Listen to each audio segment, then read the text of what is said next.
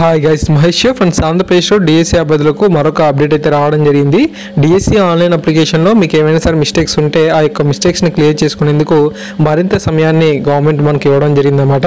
So దీనికి సంబంధించిన update చూద్దాం. డిఎస్సి అభ్యర్థులకు ప్రభుత్వం వెసులుబాటు అని చెప్పి ఆంధ్రజ్యోతిలో మనకు ఈ యొక్క ఇన్ఫర్మేషన్ అయితే ఉంది. డిఎస్సి 2018 దరఖాస్తు సమయంలో కులం, పుట్టిన తేదీ, విద్యార్హతలు, మీడియం, సబ్జెక్టు, పోస్టుతో పాటు మెరిటోరియస్, స్పోర్ట్స్, మాజీ సైనికులు, ప్రత్యేక ప్రతిభావంతుల అంశాలకు సంబంధించిన అభ్యర్థులు తప్పుగా రాసినట్లయితే సవరణకు చివరి అవకాశం అయితే ఇస్తున్నట్లు పాఠశాల విద్యా కమిషనర్ కె సంధ్యారాణి మంగళవారం అయితే ఒక ప్రకటనలో తెలిపారు. CSC.ap.gov.in వెబ్సైట్లో ఫిర్యాదుల బాక్స్లోకి వెళ్లి తమ యొక్క తప్పులను నమోదు చేసుకోవాలని అన్నారు. నమోదులను సవరించి సంక్షిప్త సందేశాలు అయితే పంపుతామని తెలిపారు. బుధవారం ఉదయం నుంచి డిసెంబర్ 6వ తేదీ అర్ధరాత్రి 12 గంటల లోప మనకు ఈ యొక్క పొరపాట్లను అయితే వెబ్సైట్లో నమోదు చేసుకోవాలని చెప్పి సూచించడం అయితే జరిగింది.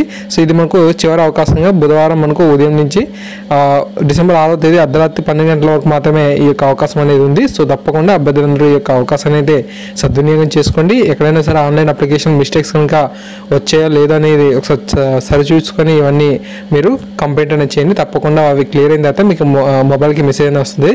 ఖచ్చితంగా మళ్ళీ మీరు మీ యొక్క ఆన్లైన్ అప్లికేషన్ డౌన్లోడ్ చేసుకొని మళ్ళీ ఒక ప్రింట్ అనేది తీసుకోండి. ఓకే, ఖచ్చితంగా మనకు అవసరం అవుతాయి అన్నమాట. ఓకే, తర్వాత మనకు HGT సంబంధించి 16వ తారీఖు నుంచి మనకు ఈ యొక్క ఎగ్జామ్ సెంటర్ని చూస్ చేసుకునే అవకాశం అనేది ఉంది.